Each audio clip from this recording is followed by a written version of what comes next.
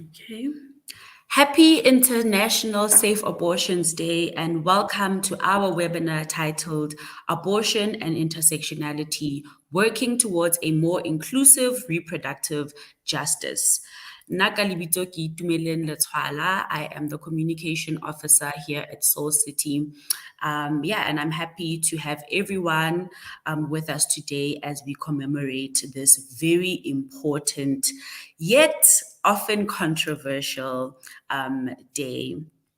International Safe Abortion Day is celebrated annually on September 28th. This day underscores the need for safe and legal abortion services globally. This day promotes women's reproductive rights and legal abortion services. And on this day, organizations, activists, and individuals worldwide support safe and legal abortion services. We fight stigma, push for policy reform, promote sexual education and reproductive health services, and ensure that everyone has access to health care. I am, of course, not alone for this discussion. I will be joined by three young people, Ntokozo Ngwenya, Anika Abrams, as well as Tato Mputi. And in the interest of, autonomy and self-determination, I'm going to allow all of our panelists to introduce themselves, starting with you, Anika, and then Tato, you'll go next, and Ntokozo can go last. All right. Hi, everybody. I hope you're well. My name is Anika Abrams. I am a researcher, a FLAC fellow, and a wellness counselor. I specialize in, or focus on my apologies, on men's mental health, the LGBTQIA+, and reproductive health.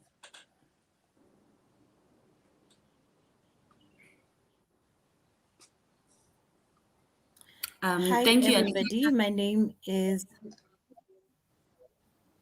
Sorry, you may proceed.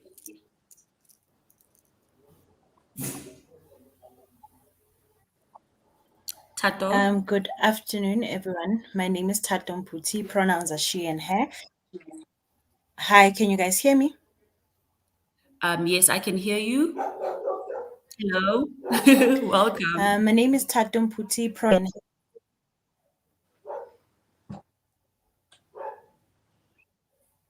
Tato, I'm going to ask that we come back to you. So, Ntokozo, maybe you might go before Tato while, she figures it out. That's fine. Hi, everyone. My name is Ngwenya. I identify as a she, her. I am gender activist. I'm very passionate about SRHR and gender equality. Awesome. Tato, can we try again?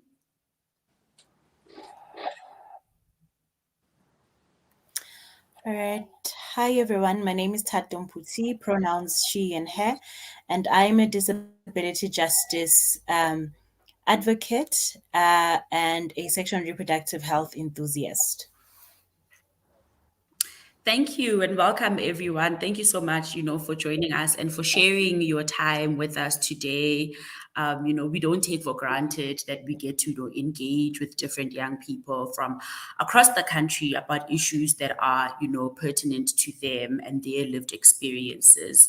So yeah, thank you very much for joining, and to everyone watching at home as well, or wherever you are, thank you as well for your time and your ear. We hope that everything that will be discussed today will be received with open minds and open hearts, and this conversation will be a fruitful one in that it might possibly, contribute towards, a broader and more intersectional access to the right to abortion, right? So abortion, as widely contested as it is globally, in South Africa particularly, it has been legal since 1996. 1997 actually, through the Choice in Termination of Pregnancy Act of 1996, right? And I, for one, have been very surprised to learn that a lot of young people don't even know that abortion is legal, in the country. And I think, in my opinion, this is linked to how we speak about abortions in our communities, and society at large. So, just to start off the conversation a little bit, I'd like us to just lay some context, some individual context to what our experiences and the things that we've seen or heard about abortions have been. I don't know, Tato, if you'd like to go first.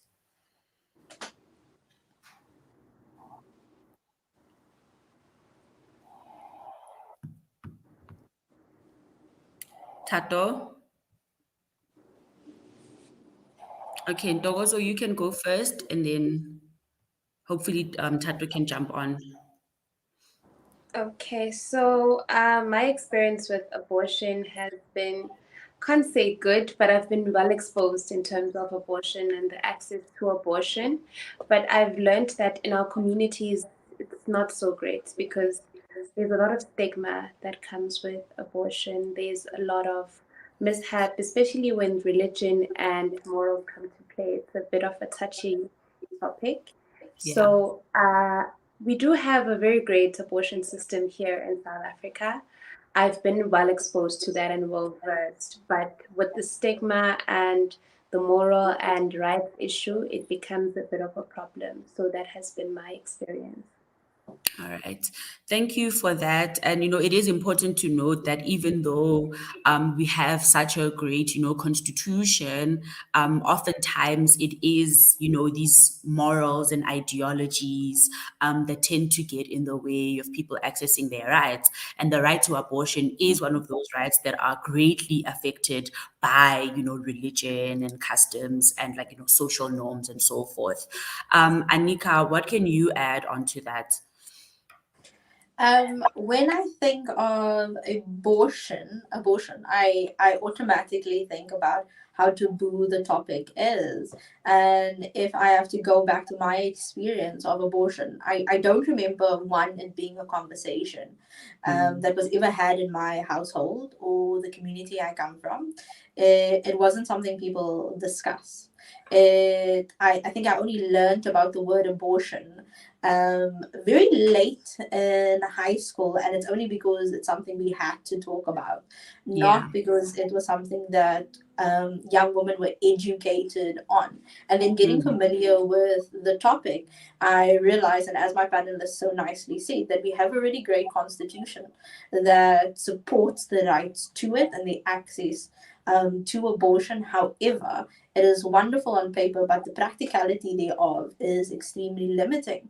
And getting to understand the topic and getting into the topic, what I've found or what I understood is that when we look at abortion within the healthcare system, it is often guided, or young women in particular are guided to not having an abortion, despite the fact that these resources are readily available and it's within their constitutional right to have the abortion. But because of our understanding and our socio-political climate and our socio-cultural understanding, it is then young women are then counseled within that context not to have it.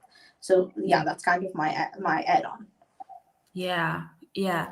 And to be honest, I think a lot of, if you've ever seeked an abortion, you will know how real what Anika is saying about even just how you are counseled as soon as you are confirmed to be pregnant. It's immediately oh no, it's okay, even though you're still young, it's fine, you can still be a mother, blah blah blah.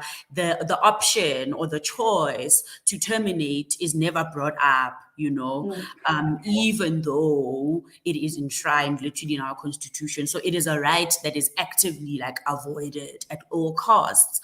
And yeah, I'm reminded of my own experience of seeking abortion and how privileged I was in that I was able to, access healthcare with the healthcare professional that, wasn't anti-abortion, and this doesn't happen for a lot of people, and it then results in a lot of young people seeking unsafe methods of abortions. So I don't know if maybe we can also just share a bit more about what are the things that we've heard that young people are going through in relation to to their experiences of seeking abortions, or even just being pregnant, just starting there. May I just highlight the difference between the access or the support we get in public institutions and in private institutions? It's more so in public institutions where they're so anti-abortion Yeah. that you would end up having to take the baby home. You'd end up having to keep the baby. And with instances where our society is so constrained with abortion, there was a story recently of a lady who gave birth and decided to dig a hole and bury the baby there. So had she had the option, that wouldn't have happened.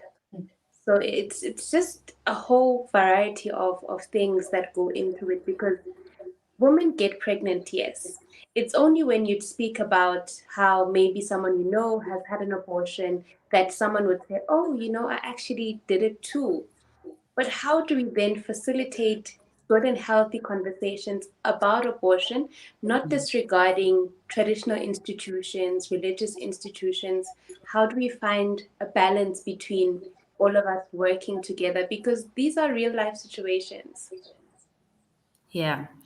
Yeah, I think it's also like it's so important to just reflect on that, right? On how having your right to abortion denied can lead to so many other terrible things happening in your life. Like it's such a re-traumatizing experience, and I think it's absolutely jarring that we have institutions, that kind of fiddle with that right for one to terminate pregnancy, and as the Soul City Institute for Social Justice, we've been reflecting on how language and how we speak about abortion affects how it is perceived and therefore the right to accessing it, so even globally, where there is extensive research about how abortions actually have saved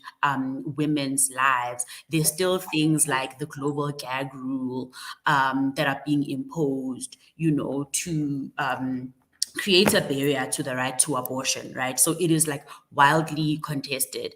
But more specifically, when you're zooming in onto the intersectionality of being Black, of being African, of being disabled, of being queer, of being poor, So also when we look at the access to abortion from an intersectional lens, it allows us to see what the context actually is, So Anika, I don't know if you can be able to just speak a bit more to how applying an intersectional lens to abortion can also, help us get a better understanding of the issue.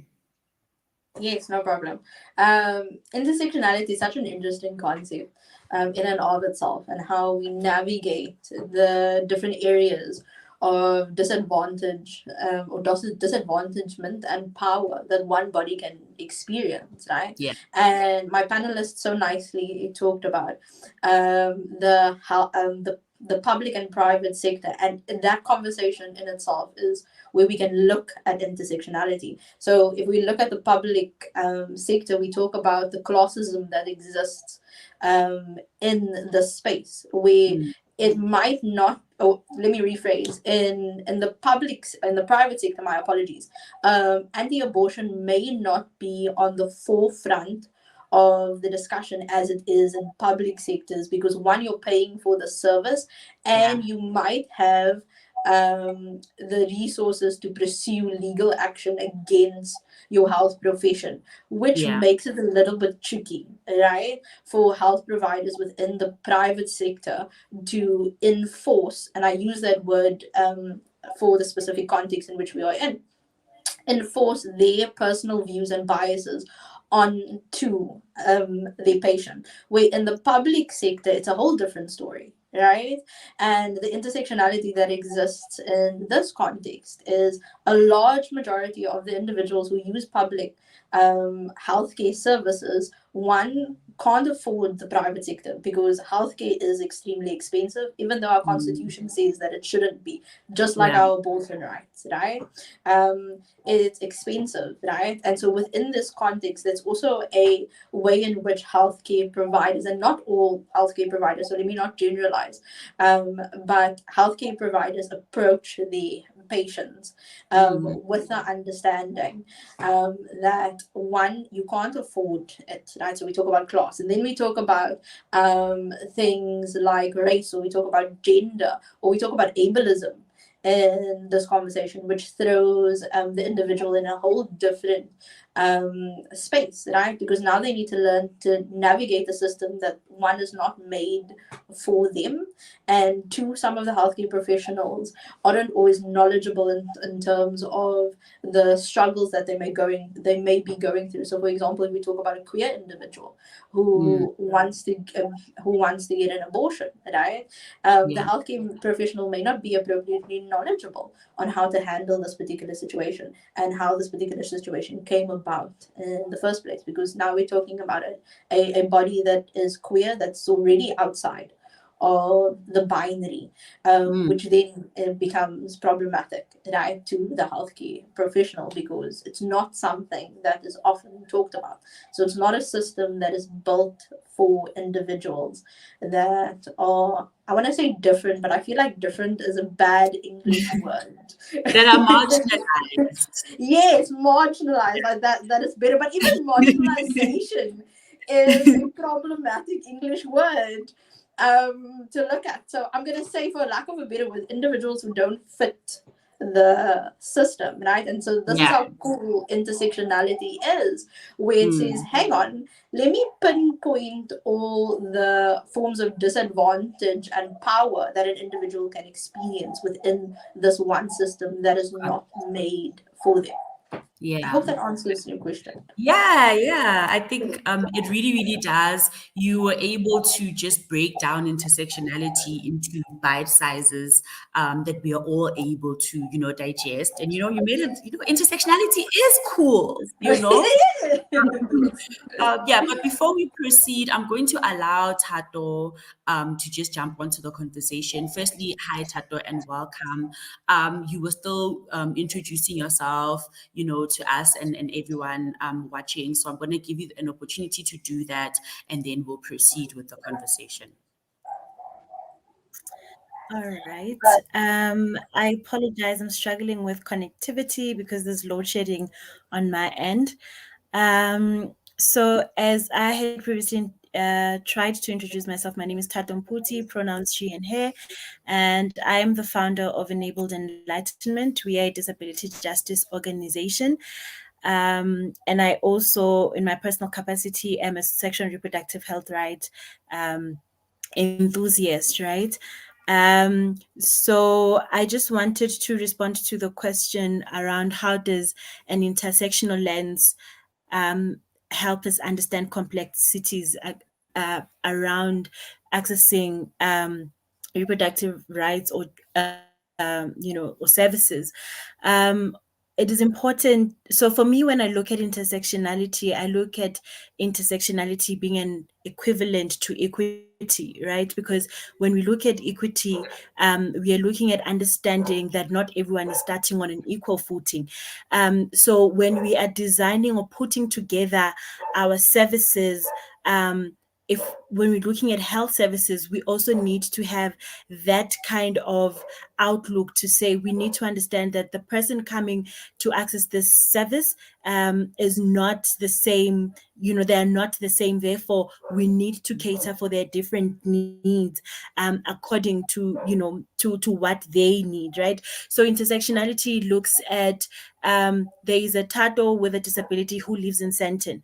What does access to health services look like for them? And then there's a Tato who lives in Soweto who probably would need to take 2 or 3 texts just to get access to a certain service. And even when they get to that clinic, are they able to access it? Is there a ramp? Is there a sign language interpreter? Is there someone who can assist me if I'm visually impaired, right? So it's just understanding the different needs that individuals have, and how do we tailor our services to ensure that no one then gets left behind, because the reality, unfortunately, in South Africa is that it's very difficult for a young Black woman with a disability to get access to reproductive services, whether it's your contraceptives, it's your condoms, because of the ideologies that exist within society that all persons with disabilities are should not be engaging in sexual activities, and that is a limiting belief. So because we have owned that narrative so much, when you see a young woman with a disability coming to access contraceptives, you give them bad treatment even before we get to the healthcare provider. The very same young woman in the room with them will make them feel like they shouldn't be here, right? Because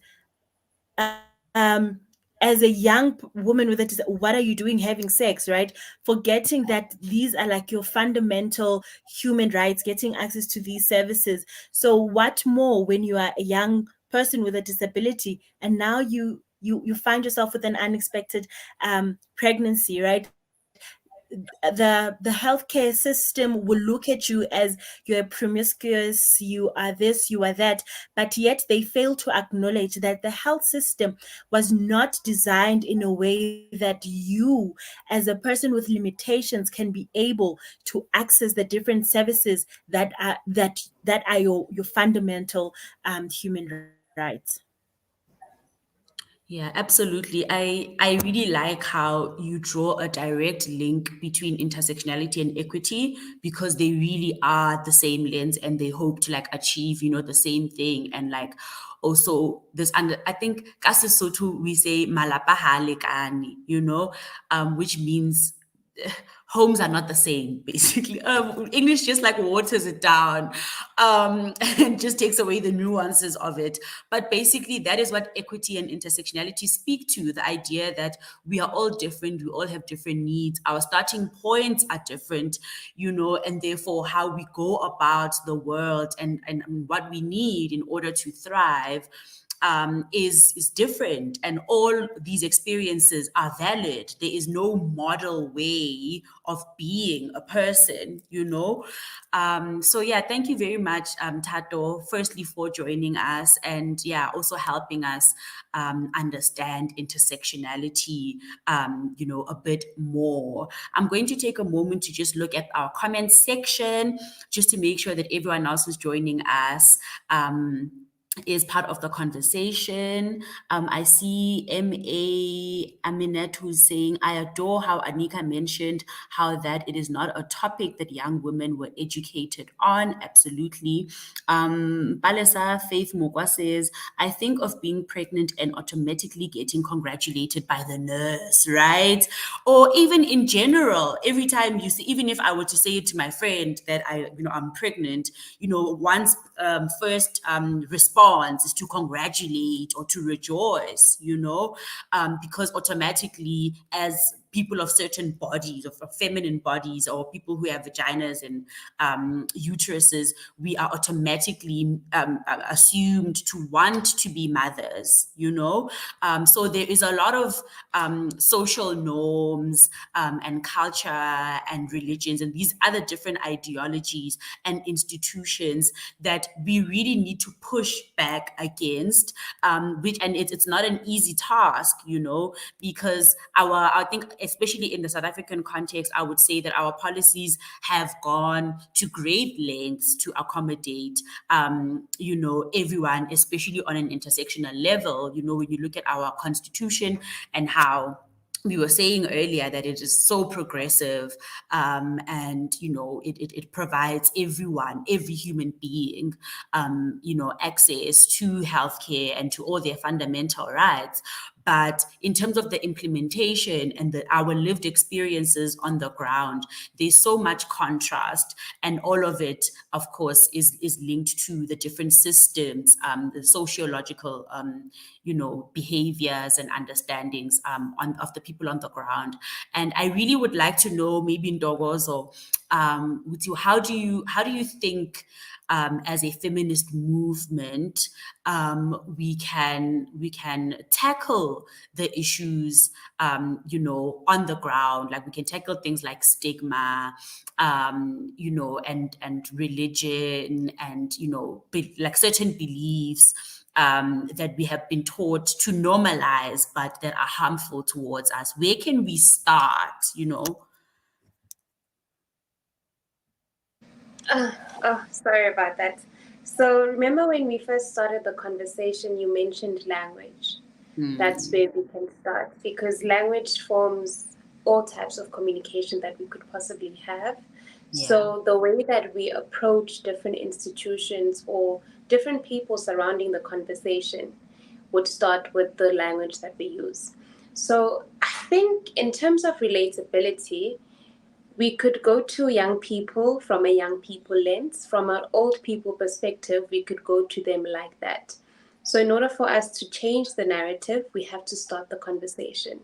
And we start the conversation by making it an intergenerational conversation where we speak to the old people, we'll speak to the young people, and then we all get together in formulating a way that would then work best for each and every person that is involved. Because as much as abortion is a taboo topic, it's still very much a lived experience for all of us. Some people would say abortion is okay if you get raped. So meaning that they see the value in it, but you only have to be violated in order for it to occur to you. But we can then change the narrative and say, even though you are not violated, you've had sex, yes, you got pregnant, yes, you can still have an abortion. So by facilitating the conversation around abortion, policy has been icky with implementation, but remember that policy works with people. So Yeah. we are the people who then speak, and then once we've spoken, we're able to formulate plans or actions then that will just generate into it being an active thing, into the narrative changing. Yeah, that's very interesting. I like, this language chat. And of course, that's the reason we're here, today, is that as Soul City, we agree with you, Dozo. We agree that it starts with language. Language is a means of access. Okay, before we just get a bit too deep, I want to know, from everyone on the panel, if you know what abortion is in your home language. Because if we are going to talk about language, then obviously we can't only look at it from, an English perspective and how we put ties and ribbons around the issue and make it sound nice. But we have to talk about the languages that we speak, in our homes, in our societies, in our communities. And I think it also starts there, in that we've seen abortion as something that is so far removed from the Black experience, because we hardly talk about it in our mother tongues. So as a spanner in the works and a little game in between, can I hear from anyone? Anyone can go first. If you know what abortion is in your mother tongue. So the first word would be usisune, and then the second one, batsokhashulile. That's the word. Khashula sounds more Yeah. slang. It's horrible though. Yeah, it So does sound people like see through, and yeah. okay, cool. Okay, yeah. Ukhashula firstly sounds derogatory, and it doesn't It sound like is. that's like formal language. Ukipusisu, definitely, I've heard that one. Anika. Ooh. Okay, Ooh, Tato, there we you can go. go. Oh, okay. Yeah. There we go. Hi, sorry, I don't know what that was. No problem. So I speak Kombuis Afrikaans or Kaapse Afrikaans. So I am Please, Sotho Sorry. Tato. and in Sesotho so should I continue? My bad. Anika, sorry, you can Um, continue. Sorry. Okay, so I speak Kombuis Afrikaans or Kaapse Afrikaans. So English is not my favorite language.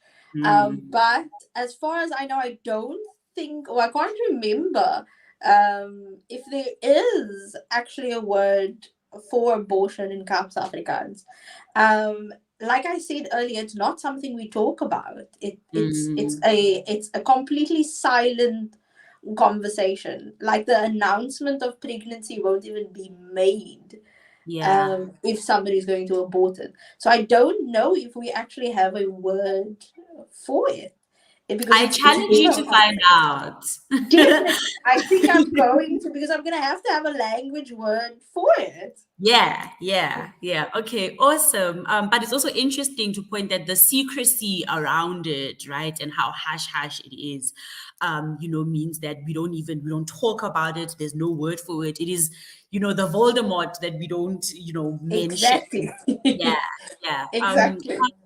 Tato. so I am Sotho, and in Sesotho there are two words. The first one, ke hunta mpa, which is a direct translation to what they say in isiZulu, ukipha Yeah, isisu. And yeah, then the second one is dinyopo, something like that, right? But I think what I have also picked up is that the with our African languages, when mm, just talking about sexual and reproductive health, we don't have affirming language. I mean, yeah, even if you can ask a young woman, what do you call vagina in your mm, home language? My God, the things that you would hear, yeah, and I think this is an opportunity or a challenge to us as young people working in the space to start creating that language, that dictionary, if you will, where we are, looking at language, our home languages, and how we can make it more affirming. And I believe that could yeah. also then help us in having those conversations, that are intergenerational as well. All right. Thanks, Tato. To be honest, I think hunta mpa kapa ho qhala mpa nna ka Sotho sa Lesotho re go qhala mpa, which is like to disperse or to throw it out, and ukipa isisu, for me, that is affirming language because it describes what the process actually is, right? It doesn't say who bolaya ngwana or you know what I mean? It doesn't refer one to there being a baby, which is a big thing when we're talking about abortion, right? And it doesn't talk about the killing, right? Which is also a big thing when we are talking about abortion, right? So for me, when we look at it, kaSizulu or in Sesotho, the deliberate use of the word ukhipha kapa ho ntsha, right? And isisu le mpa instead of a baby or ingane or whatever. That for me is quite radical, and affirming in its own way. But of course, we know that our language is also limited by our use of it and our understanding of the words, that we use. I'm going to also read a few comments because people have also shared their comments. Emong Ore, I have no idea what abortion is in my home language. Great question. Thank you. Palesa Ore ke ho ntsha mpa. Hlumelo Dlali, in my language, isiXhosa, it's called ukuqhomfa. Yes, I've also heard of ukuqhomfa. And when I hear of the word ukuqhomfa, I imagine a balloon that has water in it, and then you poke it and it bursts, right? And that for me is also an affirming way of looking at abortion because, again, we're not talking about a killing. There's no mention of a child or a baby. quickly, but we are talking about a process coming to an end and stopping and ceasing to be, O reng e mong, yes, Mphuthi o re ke dinyupiso, ma'am. For me, dinyupiso would be an example of language that isn't affirming, because honyopa is a word that is used for being barren, right? So how nyupisan to ho tshwanela ha we bodisa, or you're making it rot, or you're making it it's like the direct opposite of fertility. You are ruining something, and the state of creation. Yeah, who else is sharing? Okay, that's it. Thank you so much to everyone who's been sending in their comments. I think that was a cute little segment to get everyone engaged and just thinking about our home languages as part of our tool when we are advocating for the right to abortion, right? Tato, I'm going to come back to you again. When we were talking about intersectionality, Anika had also mentioned disability as one of the intersectionalities that are hugely marginalized, especially when we look at sexual and reproductive health, particularly because of the misconceptions around, disability people not being sexual beings, and also just being dehumanized in society and being perceived as less than, and all of that, right? Can you speak a bit more to the work that you do at enabled enlightenment? Sorry. All right, so we do work around affirming care, where young people with disabilities are firstly, taught about bodily autonomy, understanding their body, reproductive health, reproductive justice, and reproductive services, right? So we look at it from different lenses as well, to say, as a young person with a mobility impairment, what does access look like for me? And with those kind of exercises, it helps us in terms of these young women being able to identify what their accessibility needs are. And then one of the things that we've done is to monitor some of the sites or the healthcare centers that the young people go to look at things like how accessible is the space, what is the environment, and also just educating young women with disabilities to lodge formal complaints, right? Because it is one thing to be ill-treated or to be made to feel a certain way, and it is just a conversation that you have, in the corridors, but we teach them to go a step like an extra mile, to say, if you have not been given a service on the basis of your disability, then you need to write a formal complaint. We also have like a process where we are documenting all of this cases, and then we also do like a follow-up. We engage the management of the healthcare facility, and we've also had like an opportunity to also train some of the staff around how do we create inclusive environments. We've seen some of the healthcare facilities, giving us a bare minimum, which is a ramp, right? But we still feel like it is not enough, because we do not only have physical disabilities. When we look at young people with mental disabilities, it is a totally different, story. Whereas we know and we have seen, through engagements, is that if I am a young woman with a disability, chances are I'm going, my womb is going to be removed without consent, because of the belief that so there's a misconception even to say that if you are a disabled person, whether you have a physical disability, you have a mental disability, chances of you giving birth to a child with a disability are high, and which I feel like it hasn't been proven. Anyone can give birth to a child with a disability, so that is not reason, for people to make those rash decision and deciding on other people's bodies and bodily autonomy. So yeah.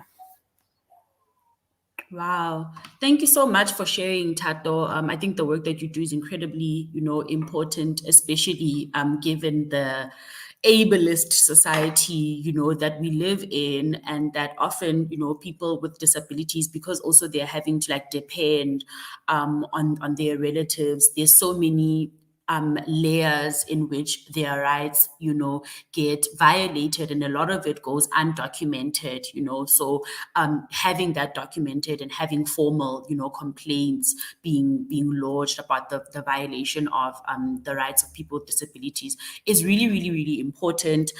So thank you very much for sharing. And yeah, we hope that you just continue to grow in the work that we do, that you do. Anika and Ndogozo, the two of you are currently, you do have other work that you are doing as activists in the space, but you're also, part of the Soul City community, in that you are part of our feminist leadership and activism, center. I want you to talk to me about, as Flag Fellows, why is abortion important to you? Why why are you even part of this conversation today? Can any of us go first? Yeah, you can go first. Okay, cool. That's such a big question, first of all, to comprehend and condense. Uh, First and foremost, I think I've always been a feminist by nature, regardless of what space I have been in, and with before even understanding what the feminist language was, like having conversations about abortion and talking or having these kinds of conversations as part of the feminist narrative that I'm or rhetoric that I'm trying to understand and get into the space of. And so that's kind of where Flack comes in. And so why I think it's essential for us as feminist fellows to be having this conversation is because part of the feminist rhetoric is choice and autonomy, being able to decide for yourself. Whatever you do with your body is your choice. And I always remember that conversation within feminist spaces, that it's your choice, first of all. And that's the thing about feminism. It as much as people talk about feminism and they give it a bad rap, right? Your feminism is very personal and related to your context and where you're located and your position, etc., etc., right? Yeah. I always remember that when I think about feminist spaces, I think about the choice it has provided me as a queer body, and existing within spaces. I don't think without feminism, I think there's a lot of things I would perceive not to have choice in. And tying into our conversation on abortion, feminism creates space for that choice, but also voice, and at the same time, and acknowledging that you have voice, you have choice, and you have autonomy. All right. Thanks, Anika. Dogozo, your reflections. Okay, so feeding into what Nix has said, I'm very big on choice. I am essentially crazy about choice. So, flag and abortion and feminism, it all falls into choice for me as well. But also, it falls into us changing the narrative. So, with changing the narrative, flag allows us the opportunity and the platform to do so, but also it has given us the capabilities as individuals to be able to then see how we affect the narrative and see it changing. So it feeds into a lot of things actually, because flag, it is a movement, yes, but it also gives us a voice as individuals. It also equips us as individuals to be able to have these kinds of conversations, to be able to tie into what we're learning there into our communities. So it's a mixture of a lot of things, but mostly it is choice, it is the voice, yes, but it's also the capabilities of you being able to then facilitate as a leader or as an individual because of the resources you already have. Yeah. Yeah, like at surface level, choice might sound like it's just such a, but it's a fundamental right. Like it is really a matter of life or death, being able to choose, being able to self-determine, and on that, Anika, you'd also mentioned, you like a bit about your queerness. And I think when it comes to abortion, our language can also be a bit limited in its inclusion of, queer people. Can you talk a bit more about that and how abortion tends to intersect with, with queerness, and how the two like reinforce each other in the marginalization of people with sexual and gender diversities?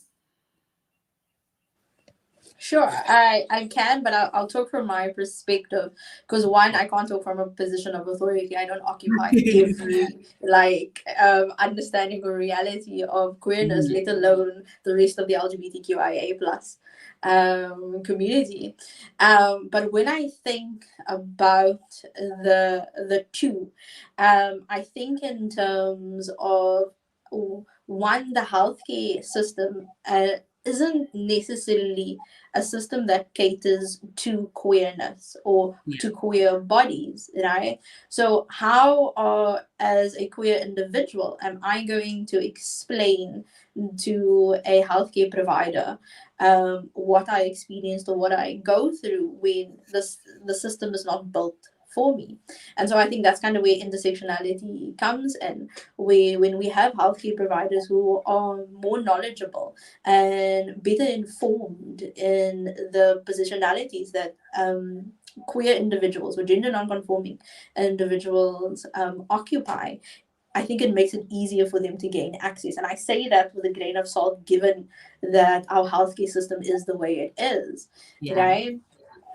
So with that understanding, if and when, well, let me not say if, as if it's not happening, when it does happen, I think it will make it a lot easier for queer individuals to get access to healthcare services, like abortion services, right?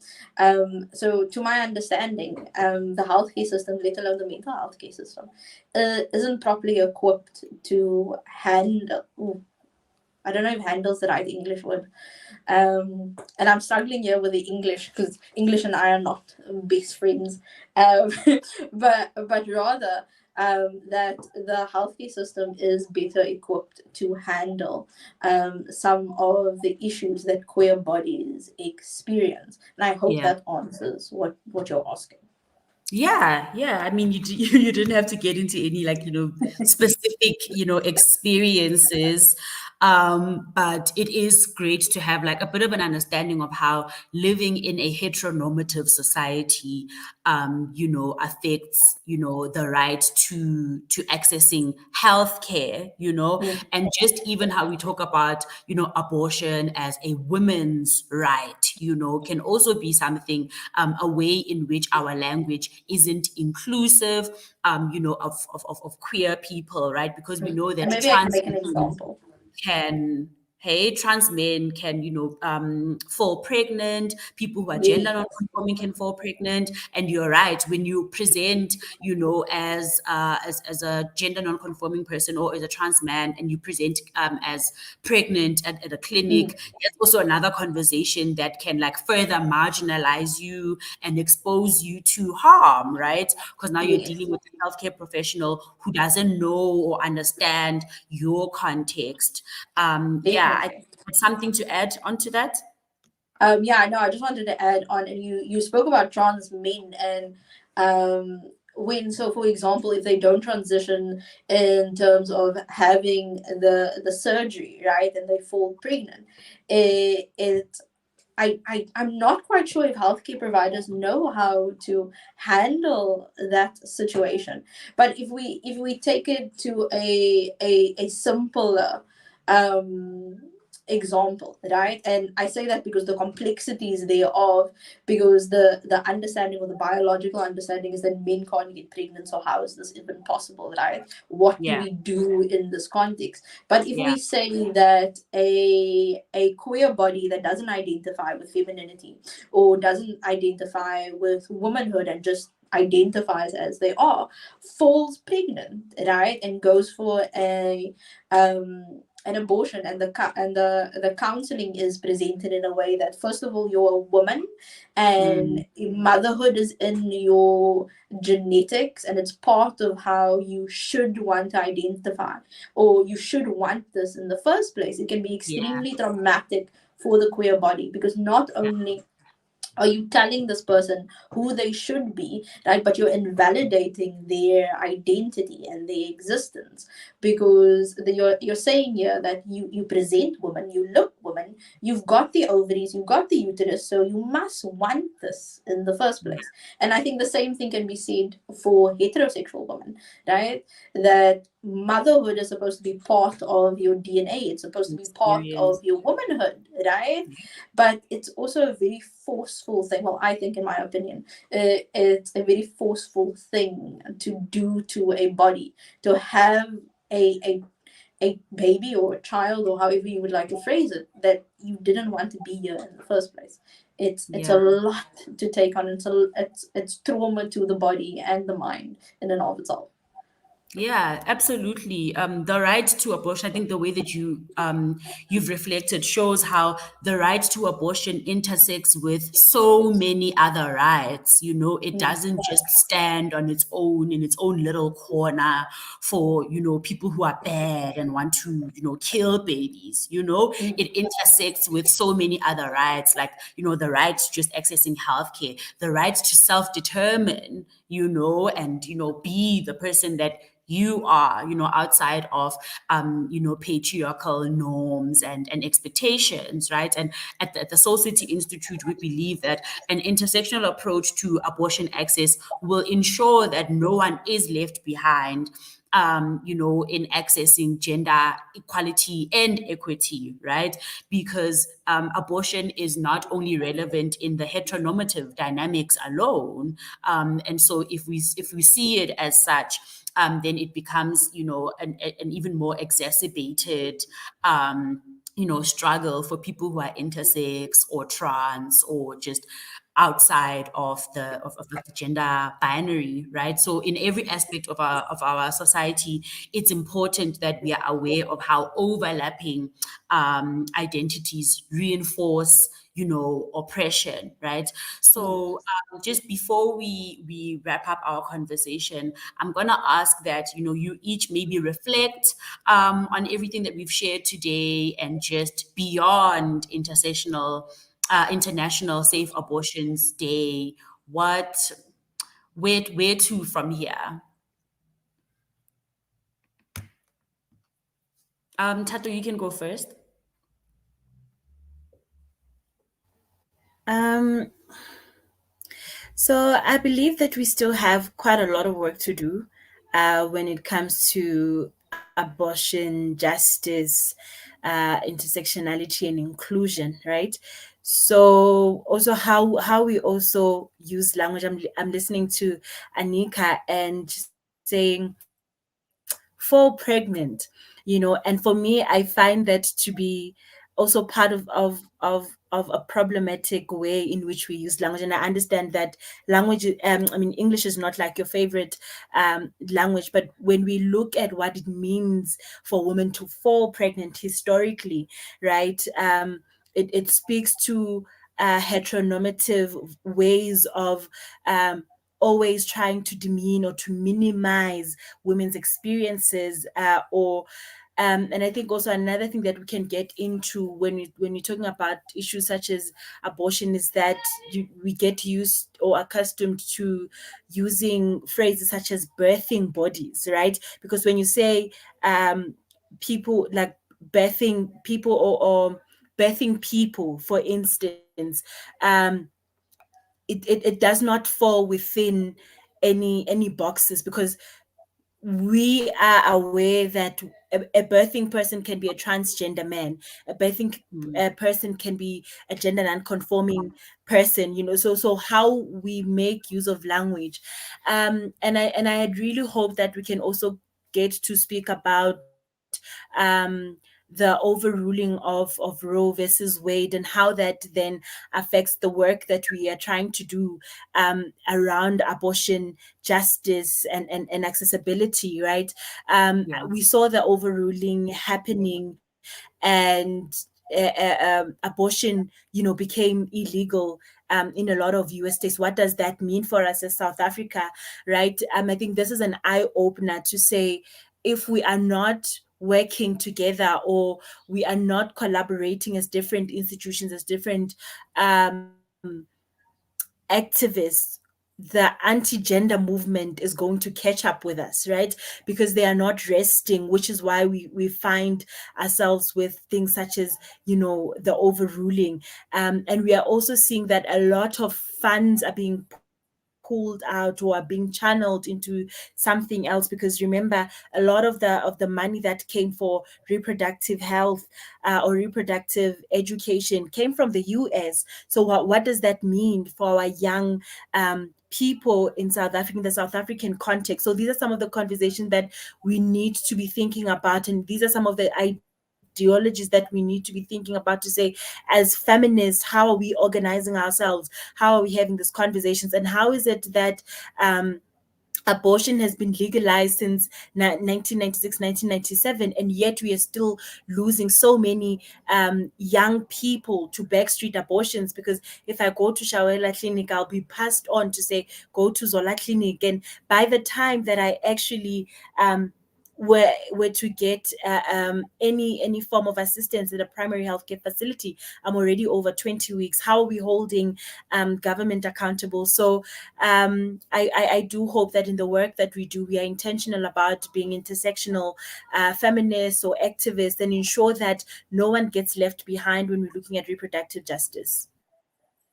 Yeah, I think that's really important. The collaboration and social mobilization is essential, because, great as our constitution might be, there are other factors that contribute, to this right, because it's been so heavily, politicized, right? So it's important that we definitely, check how we are working together, and, what we are working towards. Ntokozo, your final remarks? Okay, firstly, I'm glad that we had the conversation. It might seem like such a small thing to do, but it has really great effects. Also, I do hope that in future we'd be able to just lighten the language a bit more. I am very stuck on communication, because once we use the terms that we are familiar with, we're not able to really get through to the next person. So I do hope Mhm. that we have a bit more conversation, we speak more about these things. And shout out to Tato for the work that she's doing. It really is important work. And we've all brought different elements and aspects into making this work. So I'm just glad the conversation was had. May we have a lot more, so that we force policy to be implemented. If it's not being implemented now, we only have to force it. Guys, we have to do this. We have no other choice.